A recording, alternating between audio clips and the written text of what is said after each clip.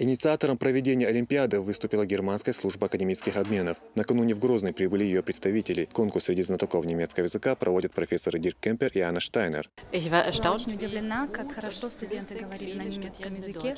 Многие из них были на третьем или на втором курсе, но они без ошибок говорили на немецком языке.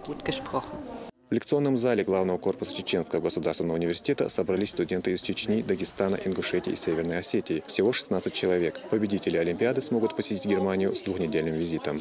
Наши студенты, наши преподаватели получают уникальную возможность общения с носителями языка, с преподавателями из Германии, с преподавателями из других регионов. Главным призом во время этой Олимпиады – это возможность проходить обучающий курс в Германии, получить стипендию на прохождение обучающего курса в Германии. Студентка факультета иностранных языков Камила Дагестани приехала из Махачкалы. Говорит, что немецкий изучала еще до поступления в вуз. В Олимпиаде такого уровня она участвовала впервые и, к собственному удивлению, победила. Олимпиада мне понравилась очень, и я встретила очень много новых людей, и завела друзей.